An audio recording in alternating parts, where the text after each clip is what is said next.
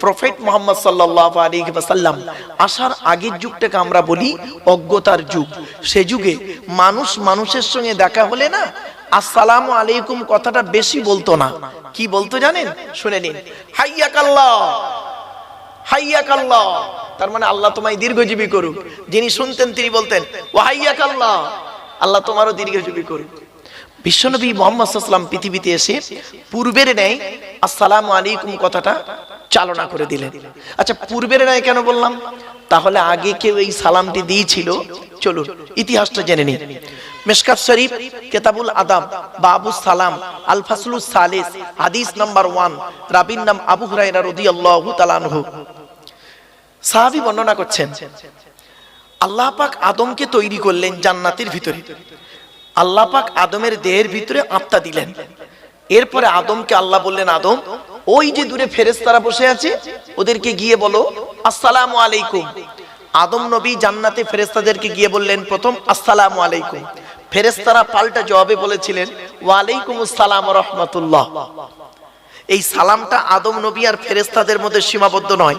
পৃথিবীতে যত সন্তান জন্মগ্রহণ করবে তারা যেন একে অপরকে এই সালামটি দেয়। তাই আপনারা এতগুলো জ্ঞানী গুণী বুদ্ধিজীবী মানুষ, আপনারা সবাই হলেন আদমের সন্তান, আর আমি হতভাগা আব্দুল্লাহ গিল মারুফ, আমিও হলাম আদমের সন্তান। আদমের সন্তান হিসেবে নবীর এই হাদিসটাকে আমল করতে গিয়ে আপনাদেরকে আমি সালাম দিয়েছি। সুবহানাল্লাহ একবার বলা যাবে? আরেকটা দলিল, 18 নম্বর পারা 12 নম্বর পৃষ্ঠা, প্রথম নম্বর লাইন, সূরার নাম সূরা নূর, আল কোরআন। ইয়া আইয়ুহাল্লাযীনা আমানু লা তাদখুলু বুয়ুতান গায়রা বুয়ুতিকুম হাত্তা তাস্তানিসু ওয়া তুসাল্লিমু আলা আহলিহা। এর বাংলা মানে কি? আল্লাহ বলছেন, হে ঈমানদার বান্দাগণ, তোমার বাড়ি হোক বা অন্যের বাড়ি হোক, বিনা অনুমতিতে প্রবেশ করবে না। বাড়িতে যখন প্রবেশ করবে গলার আওয়াজ দেবে, অনুমতি নেবে, যাতে করে বাড়ির মেয়েরা কাপড়গুলো ঠিকঠাক করে নিতে পারে। কি সুন্দর আদর্শ দেখেছেন ইসলাম, কি সুন্দর আদর্শ দিল। আর আপনি লোকের বাড়িতে হুট করে ঢুকে পড়লেন গলার আওয়াজ না দিয়ে, ভাবি ভাবি করতে করতে। এটা ঠিক না। চলো, আল্লাহ বলছেন যখন তুমি অনুমতি পাবে তখন বাড়িওয়ালাদেরকে সালাম দেবে। পেছনে একটা হাদিস, মিশকাত শরীফ কিতাবুল আদাব বাবুস সালাম আল ফাসলুস সানি, রাবীর নাম আব্দুল্লাহ ইবনে উমর রাদিয়াল্লাহু তাআলা আনহু। সুইলান নবী সাল্লাল্লাহু আলাইহি ওয়াসাল্লাম, নবীকে একবার জিজ্ঞাসা করা হলো, আইয়ুল ইসলামি খায়রুন ইয়া রাসূলুল্লাহ, ইসলামের উত্তম কাজগুলো কি কি? তৎক্ষণাৎ নবীজি বললেন দুটি। ক্বালা তুতিমুত তুআমা, ক্ষুধার্তকে খাদ্য দান করা হলো ইসলামের উত্তম কাজ। আর 2 নাম্বার কি? অতুকরিউস সালামা আলামান আরাফতা ওমাল্লাম তারিফ, চেনা হোক অচেনা হোক একে অপরকে সালাম আদান প্রদান করা। তাই আপনারা এত বড় জ্ঞানী গুণী বুদ্ধিজীবী মানুষ, আমাকে চেনেন বা না চেনেন, আর আমি হতভাগা আপনাদের চিনি বা না চিনি, নবীর এই হাদিসটাকে আমল করতে গিয়ে আপনাদেরকে আমি সালাম দিয়েছিলাম। সুবহানাল্লাহ আবার একবার বলা যাবে? আরেকটা দলিল, 18 নম্বর পারা 17 নম্বর পৃষ্ঠা 12 নম্বর লাইন, সূরার নাম সূরা নূর, আল কোরআন। আল্লাহ বলছেন, ইজা দাখালতুম বুয়ুতান ফাসাল্লিমু আলা আনফুসিকুম, তোমরা যখন বাড়িতে প্রবেশ করবে বাড়িওয়ালাদেরকে সালাম দেবে। পেছনে একটা হাদিস, আন জাবির রাদিয়াল্লাহু তাআলা আনহু قال قال রাসূলুল্লাহ সাল্লাল্লাহু আলাইহি ওয়াসাল্লাম আসসালামু ক্বাবলাল কালাম, নবী বললেন কথা বলার আগে তোমরা সালাম দাও। তাই আমি স্টেজে এসে কারোর সঙ্গে কোনো কথাবার্তা না বলে নবীর এই হাদিসটাকে আমল করতে গিয়ে আপনাদেরকে আমি সালাম দিয়েছিলাম। সুবহানাল্লাহ আবার একবার বলা যাবে? রব্বি আউযু বিকা মিন হামাযাতিশ শায়াতিন ওয়া আউযু বিকা রব্বি আন ইয়াহদুরুন ইন্নাহু মিন সুলাইমানা ওয়া ইন্নাহু বিসমিল্লাহির রাহমানির রহিম আমানতু বিল্লাহি সাদাকাল্লাহুল মাওলানাল আযীম। আলহামদুলিল্লাহ, আলহামদুলিল্লাহ ওয়া কাফা ওয়া সালামুন আলা ইবাদিহিল্লাযীনা ইসতাফা, আম্মা বাদ। ফাকাদ ক্বালা আল্লাহু তাআলা ফী কালামিল মাজিদ ওয়াল ফুরকানিল হামিদ, ইন্নাল্লাহা ওয়া মালাইকাতাহু ইসাল্লুনা আলান নবী ইয়া আইয়ুহাল্লাযীনা আমানু সাল্লু আলাইহি ওয়া সাল্লিমু তাসলিমা। দরুদ শরীফ। আল্লাহুম্মা সাল্লি আলা সাইয়্যিদিনা মাওলানা মুহাম্মদ ওয়া আলা আলি সাইয়্যিদিনা মাওলানা মুহাম্মদ। আচ্ছা বাবেরা, আমি দরুদ শরীফটা বাচ্চাদের মতো করে পড়লাম না? আপনারা তো টেনে টেনে বললেন, আর আমি বাচ্চাদের মতো করে পড়লাম। কেন জানেন? শুনে নিন। দরুদ শরীফের মধ্যে আমরা একটা ভুল বলি, দেখবেন খুব লক্ষ্য করবেন এই কথাগুলো। দরুদ শরীফের মধ্যে ভুল হয়ে যায়। কি ভুল হয়? ইচ্ছা করে হয় না, অজান্তি হয়। শুনুন, আল্লাহুম্মা সাল্লি আলা সাইয়্যিদিনা মাওলানা মুহাম্মদ ওয়ালা আলে। ওয়ালা আলে বলে কোনো শব্দ নেই গো বাবা। ওয়ালা আলে বললে নফির মানে হবে, নেগেটিভের মানে হবে, নাবাচকের মানে হবে, উল্টে গোনা হবে। আছেটা কি? ও আলা আলী, ও আলা আলী। আলাটা হলো ইংরেজিতে বলে প্রিপজিশন, বাংলায় বলে অব্যয়, আরবিতে বলে হরফে জাররা। জলসা কেন দেন? জলসা দেওয়ার উদ্দেশ্য হলো তিনটে। কটা বাবা? কটা কটা? আমার সাথে একটু কথা বলুন না। তিনটা, আমার সাথে একটু কথা বলবেন। জলসা দেওয়ার উদ্দেশ্য হলো তিনটে। কি কি? এক নাম্বার, অজানাকে জানা। কি বললাম? কি অজানা জানা? একটু ধৈর্যের পরিচয় দিন, 2-2.5 ঘন্টা সময় দিন, নিজেই বুঝতে পারবেন সত্যি আমার জিনিসটা অজানাই ছিল, আজ এখানে জেনে নিলাম। 2 নাম্বার, ভুল সংশোধন করা। কি বললাম বা? কি ভুল সংশোধন হবে? একটু দাঁড়ান, একটু দাঁড়ান, একটু ধৈর্যের পরিচয় দিন, নিজেরই বুঝতে পারবেন। 3 নাম্বার, কিছু পরামর্শ নিয়ে নেওয়া। কি পরামর্শ দেব? আমি ব্যক্তিগত কোনো পরামর্শ আপনাদেরকে দেব না। আমার হাতেই রয়েছে according to Islamic law, not only according to Indian law, according to Islamic law একটা আইনের কিতাব রয়েছে আমার হাতে, আল্লাহর সংবিধানের কিতাব। এই কিতাব থেকে কিছু পরামর্শ আপনাদেরকে দেব। আর আল্লাহর নবী, আমার আপনার নবী মুহাম্মদ সাল্লাল্লাহু আলাইহি ওয়াসাল্লামের মুখশ্রিত বাণী, কথা কাজ সমর্থনকে হাদিস বলে, হাদিস এবং সুন্নাহ থেকে কিছু পরামর্শ আপনাদেরকে দেব। সেই কোরআন আর হাদিসের কথাগুলো যদি আপনি এবং আমি পৃথিবীতে ভালোভাবে চলতে পারি, তাহলে শান্তিতে থাকতে পারবো, ইনশাআল্লাহ পরকালে জান্নাত পাবো। ঠিক না ঠিক? এই 3টে কারণে জলসা দেওয়া হয়। কিন্তু দুঃখের বিষয় কি জানেন? এই 3টেই ঠিক মতো আমাদের আদায় হয় না। তো আমি আজকে আপনাদের কাছে চেষ্টা করব, আসুন দরুদ শরীফ পড়তে গিয়ে এই ভুলটা আর করবেন না। আল্লাহুম্মা সাল্লি, যেখানে টান আছে সেখানে টান দেবেন, আর যেখানে টান নেই সেখানে টান দেবেন না। টান দিলে মানে পাল্টে যাবে, মানে পাল্টে যাবে গো বাবা। শুধু একটু টানের কারণে মানে পাল্টে যাবে, দেখবেন। বলবো? আর বলবো কি বলুন না। এই দেখেন, আমি কটা শব্দ বলছি, দেখি আপনারা পার্থক্য করতে পারেন, আমার আলেম ওলামা ভাইরা পারবে। দেখুন, ইলিম, ইলিম, আলাম, আলাম, আলিম, আলিম, আল্লামা, আলাম। 7টা শব্দ বললাম।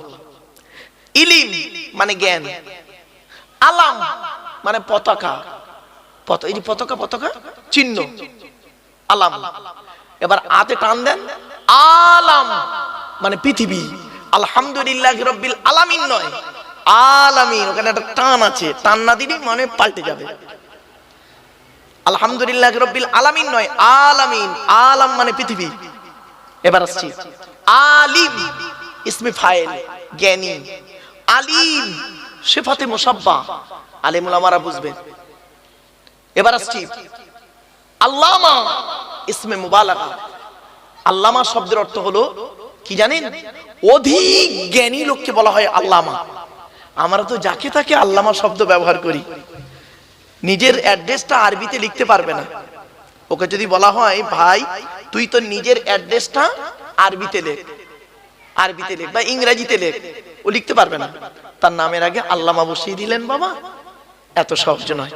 চলুন এবার আসছি লাস্ট ওয়ার্ড, কি? আলাম ইসমে তাফজিল, আলাম আফালুর ওজন এলো। আলাম মানে হচ্ছে অধিক জ্ঞানী, ওর জ্ঞানী আর নেই। এজন্য আমরা কথায় কথায় বলি, কোন জিনিসের মানে না বুঝতে পারলে কি বলি? আল্লাহু আলাম, আল্লাহই ভালো জানে। এবার বুঝতে পারছেন? যেন টান যেখানে নেই সেখানে টান দেবেন না, আর যেখানে টান আছে সেখানে টান দেবেন, তাহলে মানেটা ঠিক থাকবে, আর নইলে সব উল্টো পাল্টা হয়ে যাবে। চলুন, ওই আলহামদুলিল্লাহ আল্লাহুম্মা সাল্লি আলা বলে টান দেবেন না বাপ আমার, হাতে ধরে বলছি। ওই আতে অত টান নেই, ছোয়ালি, যেখানে টান আছে সেখানে টান দিন, ভালো হবে। আল্লাহুম্মা সাল্লি আলা সাইয়্যিদিনা মাওলানা মুহাম্মদ ওয়া আলা আলি ওয়া আলা আলি, এটা মাথায় রাখুন। চলুন, এখন দরুদটা পড়লেন কেন, তার দলিল কি? চলো উত্তরটা দিই। প্রথম কোরআন, তারপরে হাদিস আসছে। কোরআনের দলিল কোথায় আছে? দরুদ পড়তে হবে 22 নম্বর পারার 5 নম্বর পৃষ্ঠা 6 নম্বর লাইন, সূরার নাম সূরা আহজাব, আয়াত নাম্বার 56, আল কোরআন। ইয়া আল্লাহ বলছেন, ইয়া আইয়ুহাল্লাযীনা আমানু, হে ঈমানদার বান্দাগণ, সাল্লু আলাইহি, তোমরা নবী মুহাম্মাদের উপরে দরুদ পেশ করো, ওয়াসাল্লিমু তাসলিমা, এবং নবীর প্রতি আন্তরিকতার সঙ্গে সালাম প্রেরণ করো। এই আয়াতটা হলো আয়াতে মুতলাক, সেন্টেন্স বা জুমলাটা হলো মফউলে মুতলাক, বাবে তাফঈলের মাসদার। এজন্য নবীর উপরে দরুদ পড়তে হবে, এটা আল্লাহ কোরআনে বলে দিলেন। এবার আসছি নবী কি বলছেন দেখি, হাদিস থেকে রাসূলুল্লাহ কি বলছেন এবার দেখি। আল্লাহ নবী বলেছেন, আমরা দরুদ পড়লে আমাদের লাভ হবে না লস হবে বাবা? জোরে বলুন। এখন মুখে তো বললে হবে না, প্রমাণ দিতে হবে। চলুন আমি একটা একটা করে প্রমাণ দিচ্ছি। আল্লাহ নবী বললেন, মান সাল্লা আলাইয়া ওয়াহিদাতান সাল্লাল্লাহু আলাইহি আশারা। আল্লাহ নবী বলেন, যে ব্যক্তি আমার উপরে একবার দরুদ শরীফ পড়বে, আল্লাহ পাক তার আমলনামায় 10টা নেকি লিখে দেবে। তাহলে আমরা বেকার পড়লাম না দরুদটা। আরেকটা হাদিস, মান সাল্লা আলাইকা আশরান ফি আউয়ালিন নাহারি ওয়া আশরান ফি আখিরিন নাহারি নালাতহু শাফাআতি ইয়াউমাল কিয়ামা। আল্লাহ নবী বলেন, যে ব্যক্তি দিনের শুরুতে আমার উপরে 10 বার দরুদ শরীফ পড়বে, দিনের শেষে আমার উপরে 10 বার দরুদ শরীফ পড়বে, ওই ব্যক্তির শাফাআত সুপারিশ কিয়ামতের মাঠে আল্লাহ আমার সঙ্গে তার খুবই নিকটবর্তী করে দেবে। তাহলে বেকার বেকার পড়লাম না। আরেকটা হাদিস, আচ্ছা বাবা আখেরি দোয়া একটা হবে তো? বলেন না, একটু কথা বলেন না, আপনারা কথা না বললে ভালো লাগে না। আখেরি দোয়া একটা হবে তো? আচ্ছা এই দোয়াটা কবুল হবে কি করে বুঝবেন আপনি? মারাত্মক প্রশ্ন করলাম কিন্তু। এই দোয়াটা কবুল হবে বুঝবেন কি করে? চলুন আল্লাহ নবীর হাদিস, হযরত ওমর রাদিয়াল্লাহু তাআলা আনহু হাদিসটা রিওয়ায়াত। আল্লাহ নবী বলছেন, ইন্না দুআ মাওকুফুম বাইনাস সামাই ওয়াল আরদি লা ইয়াসআদু মিনহু শাইউন হাত্তা তুসাল্লি আলা নবিকা। আল্লাহ নবী বলেন, নিশ্চয়ই দোয়া অবস্থান করে আসমান আর জমিনের মধ্যবর্তী জায়গায়। ওই দোয়াকে উপরেও নিয়ে যেতে পারে না, নিচেও নামাতেও পারে না। হাত্তা তুসাল্লি আলা নবিকা, যতক্ষণ পর্যন্ত তোমরা নবীর উপরে দরুদ পাঠ না করে দোয়া চাও, অর্থাৎ নবীর উপরে দরুদ পড়ে দোয়া চাইলে ওই দোয়া আল্লাহর দরবারে কবুল হয়। প্রমাণ পেলেন? আরেকটা হাদিস, আচ্ছা বাপেরা আমরা সবাই জান্নাতের আশা করি তো? হ্যাঁ, জান্নাতের আশা করি আমরা প্রত্যেকেই। জান্নাত কার আশা করে? হয়ে গেছে না বাবা?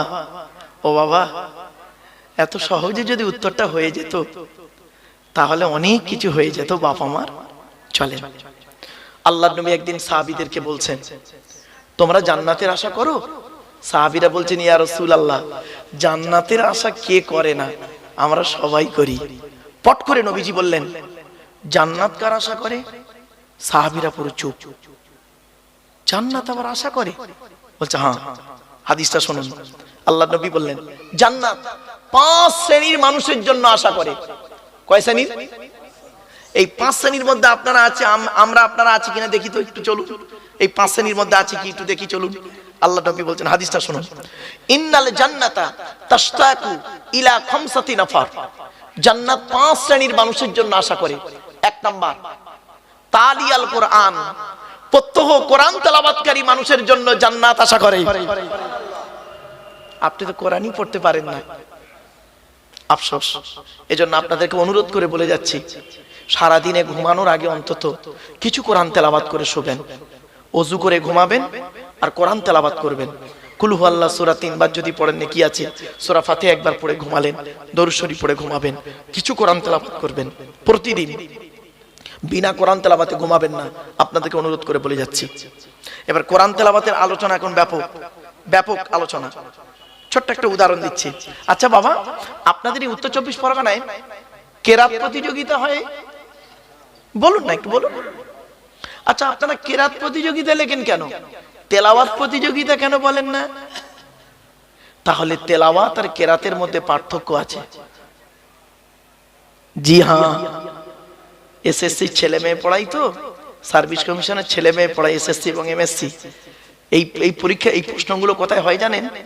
ওই 10 নম্বরের ইন্টারভিউ হয়, ওরাই এই প্রশ্নগুলো করে। যে কেরাত প্রতিযোগিতা কেন বলেন, তেলাওয়াত প্রতিযোগিতা তো বলেন না? কোরআনে কিন্তু দুটো শব্দ আছে, কেরাত শব্দ আছে, তেলাওয়াত আছে। দুই একটা উদাহরণ দিই।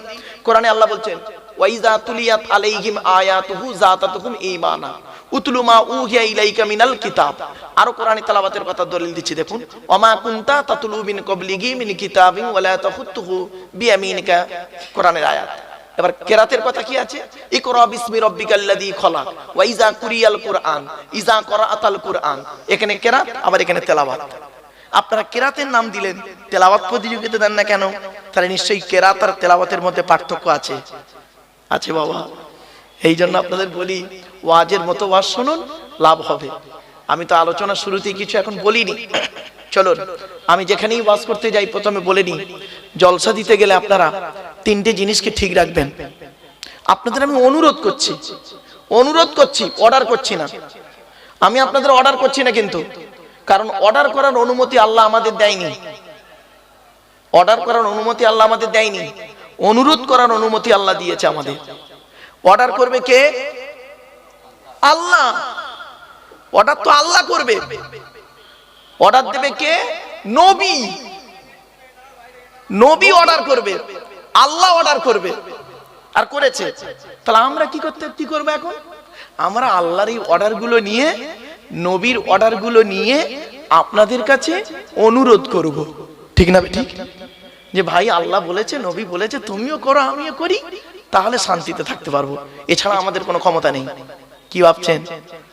চলুন, তো আমি আপনাদেরকে অনুরোধ করছি, কি জলসা যখন দেবেন দয়া করে আপনারা তিনটে জিনিস ঠিক রাখবেন। কটা বাপ? তিনটে জিনিস। কি কি? এক নাম্বার বক্তা, 2 নাম্বার কমিটি, 3 নাম্বার শ্রোতা। চলুন একটু খুলে দিই একটু। বক্তার কি দেখবেন?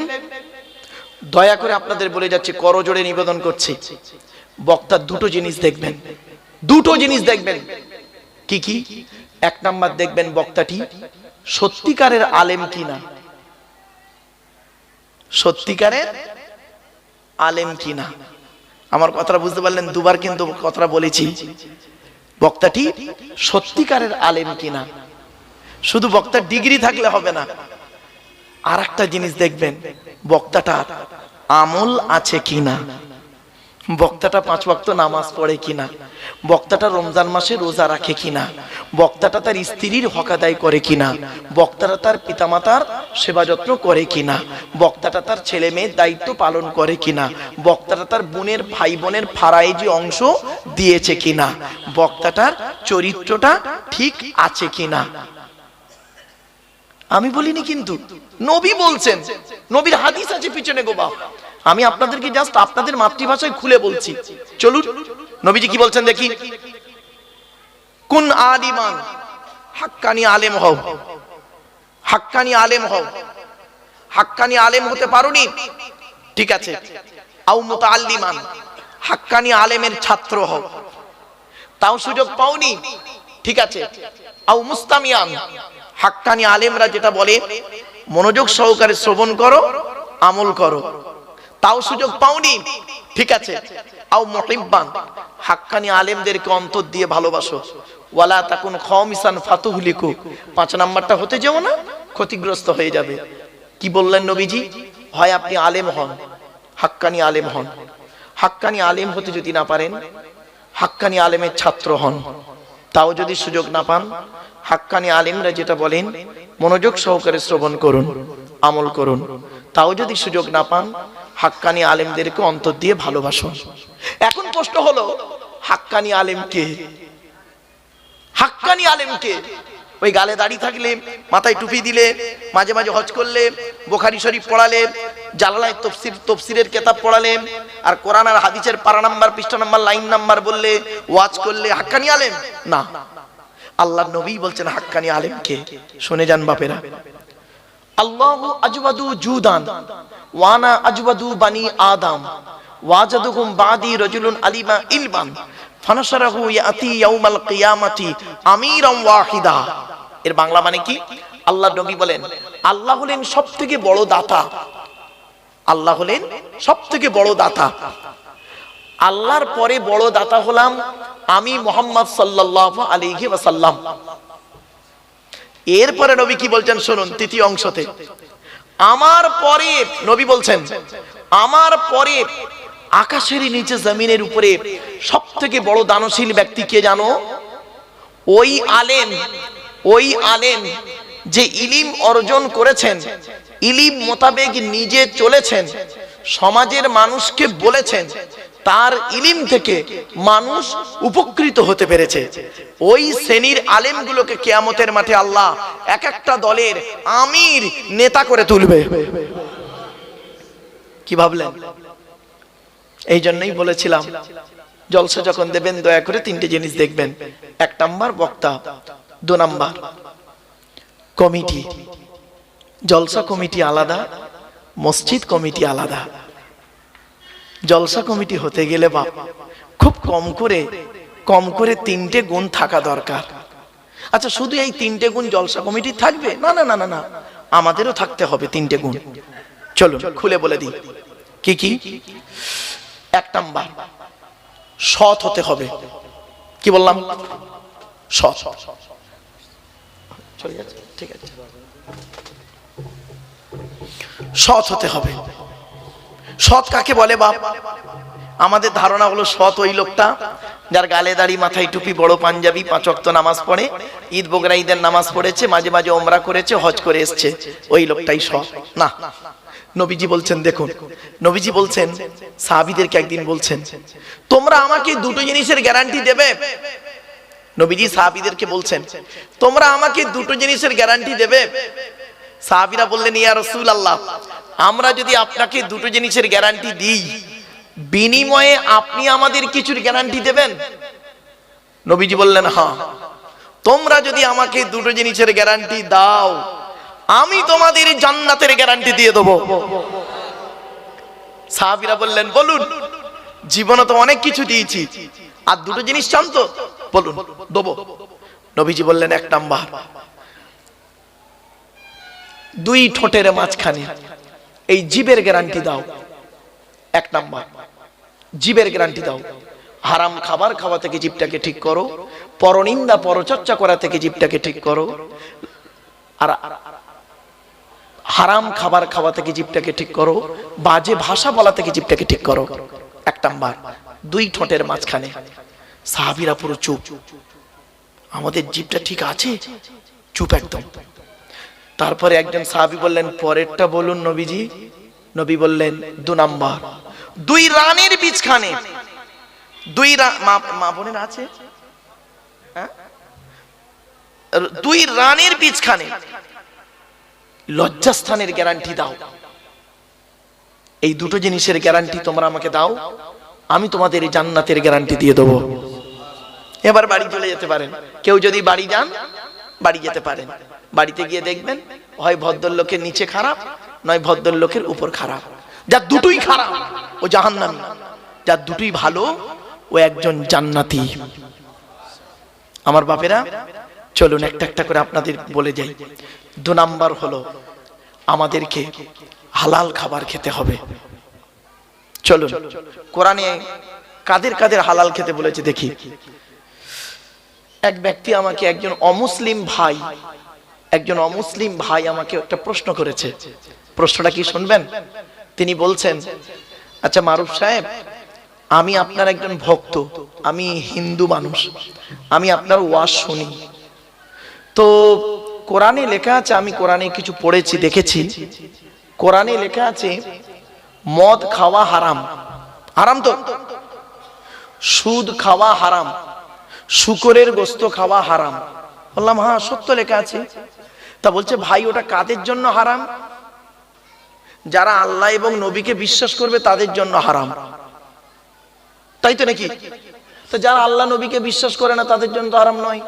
তাহলে আমি তো আল্লাহ নবীকে বিশ্বাস করি না, আমার জন্য হারাম হবে কেন? আমি মদ খেয়ে যদি মরি, শুকরের গোশত যদি খাই, আমি যদি জেনা করি, আমি যদি আপনার কি বলবো সুদ খাই, যদি মারা যাই, কেন আল্লাহ আমাকে শাস্তি দেবে কিয়ামতের মাঠে? প্রশ্নটা বুঝতে পেরেছেন আপনারা না বুঝতে পারেননি? উত্তরটা শুনুন। তখন আমি বললাম, ভাই আপনি গোটা কোরআন পড়েছেন কি? বলছে, হ্যাঁ বেশিরভাগ তো পড়েছি। বললাম, এখানেই ভুল হয়ে গেছে। কোরআনে 3 শ্রেণীর লোককে আল্লাহ হালাল খেতে বলেছে। শুনে যান আজকে, 3 শ্রেণীর লোককে কোরআনে আল্লাহ হালাল খেতে বলেছে। আপনারা কি ভাবছেন শুধু মুসলমানদের হালাল খেতে বলেছে আল্লাহ? না, এই কোরআনে 3 শ্রেণীর লোককে হালাল খেতে বলেছে। চলুন দেখি এই 3 শ্রেণীর মধ্যে আমরা আছি কি নেই। চলো ভদ্রলোককে বললাম আপনিও আছে কিনা দেখুন। 1 নাম্বার কোরআনে বলা হয়েছে নবী রাসূলদেরকে হালাল খেতে বলেছে আল্লাহ। কাদের কাদের কাদের? নবী রাসূলদের। কোথায় দলিল? কোরআন 18 নম্বর পারার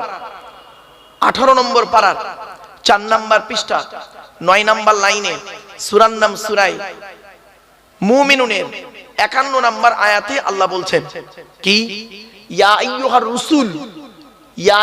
রসুল, হে রসুলগণ, কুলু মিনাত তাইয়্যিবাতি ওয়া'মালু সলিহা, হে রসুলগণ আপনারা প্রত্যেকে হালাল খাবার খান আর পৃথিবীতে ভালো ভালো কাজগুলো করুন। আচ্ছা বাবুরা বলুন তো দেখি, নবীরা হালাল খাবেন এটা আল্লাহ জানে না? আরে ভাই বলুন, একটু কথা বলুন। তাই ডবল করে বলার কি দরকার ছিল? ওটা ওই আয়াতটা কোরআনে বলার দরকার কি ছিল? আল্লাহ শুনবেন, শুনে নিন।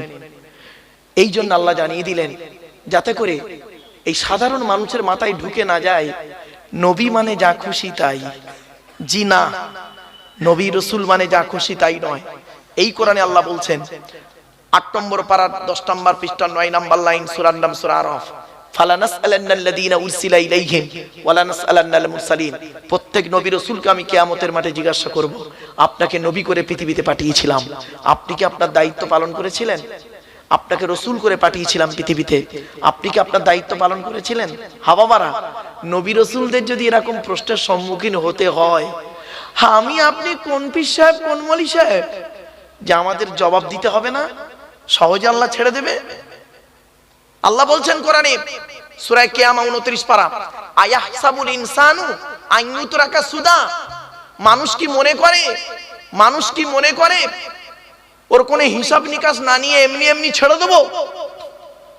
কড়াই ঘন্টায় হিসাব নিয়ে তবে ছাড়বো কিয়ামতের মাঠে।